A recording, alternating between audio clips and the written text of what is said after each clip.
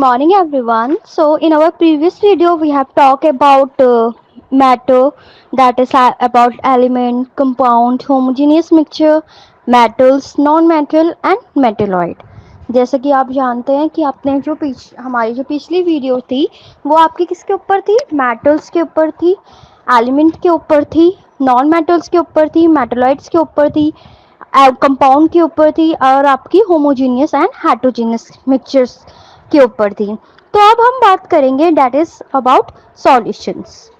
So let's start the topic and those who are new in this channel please subscribe and press the bell icon too. Thank you. So let's start the topic of that is solution. So simply the solution is a homogeneous mixture of two or more substance. That means when we mix two or more substance, it makes a solution. A solution is sometimes also known as your true solution, like soda water, salt solution, sugar solution. They are all basic examples of solution. In a solution, there is homogeneity at the particle level. That means that the particle of dissolved substance are evenly distributed in the solution and are indistinguishable from each other. That means it cannot be separated from each others. And a solution contains mainly two components. One is solvent and another one is your solute. Solvent is basically also known as your dissolving phase, and it means the component which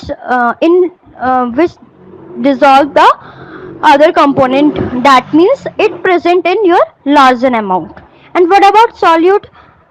Solute is the component that is dissolved in the solvent, and it is basically known as your dissolved phase. For example, in sugar solution, sugar is the solute and water is the solvent. So let's discuss about the properties of a solution. A solution is always a homogeneous mixture and its particles of a solution are generally smaller than 1 nanometer. That means we cannot see by them with naked eyes. Due to very small particles, they do not scatter a beam of light passing through the solution. That means when we pass a beam of light through it, we cannot even see that particles and they will not scattered. Another one is that a solution is always a stable solution. तो हम बात करते हैं आपकी date is solution की. तो आपका एक सॉल्यूशन क्या होता है, आपका एक होमोजीनियस मिक्सचर होता है दो और दो से ज़्यादा सबस्टेंस का. यानी कि जब दो और दो से ज़्यादा सबस्टेंस आपस में मिलेंगे तो वो किस चीज़ का फॉर्मेशन करते हैं, आपका सॉल्यूशन का फॉर्मेशन करते हैं.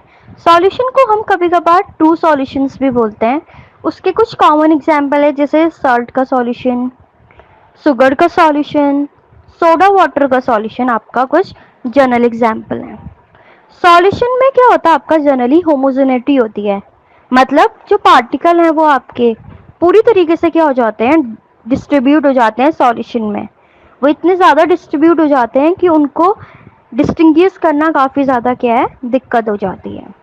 सॉल्यूशंस आपके दो कंपोनेंट से मिलके बनता है. वन इज सॉल्वेंट और दूसरा आपका क्या है, सॉल्यूट. सॉल्वेंट वो होता है जिसमें हम क्या करते हैं, जो किसी मटेरियल को या किसी मीडियम को हम उसमें क्या करते हैं, आपका डिसॉल्व करते हैं. जैसे शुगर और पानी के उसमें क्या है, जो पानी है वो आपका क्या कहलाएगा, सॉल्वेंट कहलाएगा. और ये हमेशा हमेशा आपका क्या है, ज़्यादा मात्रा में प्रेजेंट होता है. इसको हम डिसॉल्विंग फेज भी बोलते हैं आपका. दूसरा अगर हम सॉल्यूट की बात करें तो उसे हम क्या बोलते हैं, डिसॉल्व फेज. यानी कि जो उसमें क्या है, उस सॉल्यूशन में क्या है, घुलती है वो चीज़ आपकी ये कहलाती है, सॉल्यूट कहलाती है. जैसे चीनी और पानी के घोल में आपका जो सॉल्यूट होगा वो कौन होगा, आपका शुगर होगा. तो इसकी चलिए प्रॉपर्टीज की हम बात करते हैं. तो सॉल्यूशन आपका हमेशा होमोजीनियस मिक्सचर कहलाता है. ये आपका जो पार्टिकल्स होते हैं इसके बहुत छोटे होते हैं, 1 नैनोमीटर से भी ज़्यादा छोटे होते हैं. इन्हें हम खुली आंखों से नहीं देख सकते हैं. दूसरा, जो इसके पार्टिकल्स इतने छोटे होते हैं तो ये क्या करते हैं, लाइट की जो बीम लाइट है वो आपकी क्या होती है, अगर हम इसमें लाइट वो करेंगे तो वो क्या होगी, आपकी स्कैटर्ड नहीं होंगे पार्टिकल्स के. सॉल्यूशन हमेशा क्या होता है, आपका स्टेबल रहता है. यानी कि उसमें क्या होती है, स्टेबिलिटी होती है. Next topic is your that is suspension. Suspension is a heterogeneous mixture in which the solute particles do not dissolve but remain suspended throughout the bulk of medium. For example, mixture of chalk powder in a water, mixture of sand in water, smoke coming out of a chimney or a factory. So the common properties of suspension is it is a heterogeneous mixture. Its particles can be seen by naked eyes, and if we scattered a beam of light, it a path may be visible, and it is also an unstable, and they can be separated by the process of your filtration. सो अगर हम बात करें आपकी suspension की, तो suspension क्या होता है, आपका एक हेटरोजीनस मिक्सचर होता है जहाँ पे सॉल्यूट के जो पार्टिकल्स होते हैं वो आपके क्या है, डिसॉल्व नहीं कर पाते, वो हमेशा ऊपर की तरफ सस्पेंड रहेंगे, या आपका हो सकता है नीचे की तरफ क्या है, आपका शिफ्ट भी हो सकता है। जैसे चौक का आपका मिक्सचर हो गया, पानी में जब चौक पाउडर को आप मिक्स करते हो, रेत को आप पानी में मिक्स करते हो, तो ये सारे जो एग्जाम्पल हैं ये किसके एग्जाम्पल, आपके सस्पेंशन के एग्जाम्पल हैं। सस्पेंशन आपका हेट्रोजीनस मिक्सचर होता है, इसको आप खुली आंखों से देख सकते हो, और इवन हम जब इसमें लाइट स्कैटर्ड करते हैं तो आप इसके पाथ को क्या कर सकते हो, देख सकते हो। ये अनस्टेबल होता है, और इसको हम क्या कर सकते हैं, आपका फिल्ट्रेट भी कर सकते हैं फिल्ट्रेशन की हेल्प से। फिल्ट्रेशन कैसे होता है, जैसे घरों में पानी आपका क्या होता है, फिल्ट्रेट होता है, ठीक है, ऐसे ही ये भी आपका क्या होता है, इसमें भी क्या होता है आपका कि एक फिल्टर पेपर हम लेते हैं, उसमें हम सॉल्यूशन को डालेंगे, तो जो आपका दैट इज जो आपका सॉल्यूट है वो आपका क्या हो जाएगा, इकट्ठा हो जाएगा, और सॉल्वेंट आपका नीचे की तरफ फिल्ट्रेट हो जाएगा। अब नेक्स्ट है आपका that is colloidal solution. Colloidal solution is a mixture that is actually heterogeneous but appears to be homogeneous as the particles are uniformly spread throughout the solution. For example, milk, shaving creams, cheese. Colloidal solutions are also called as colloidal salts. So some important properties of colloids are it is a heterogeneous mixture and the size of a particle of colloid is too small to be individually seen by naked eyes. Colloids are big enough to scatter a beam of light passing through it and make it pass visible.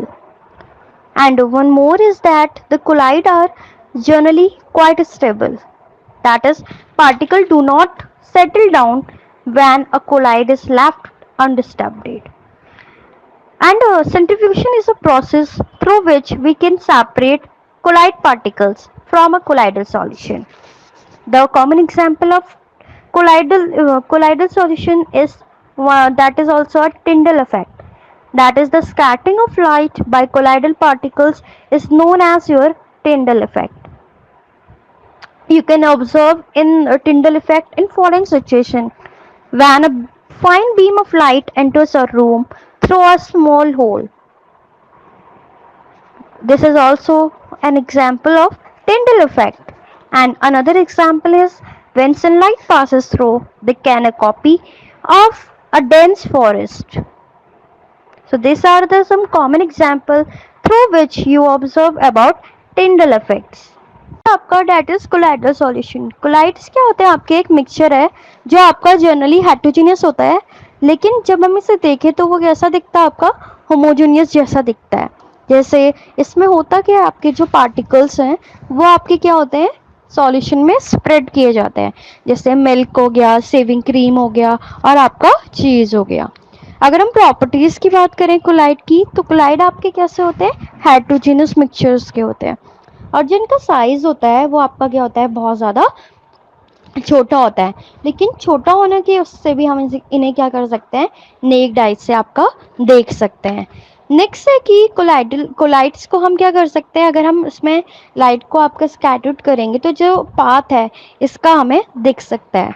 Collides आपके stable होते हैं, और इनको हम एक technique होती है centrifugation, जिसके थ्रू आपका क्या कर सकते हैं, सेपरेट कर सकते हैं।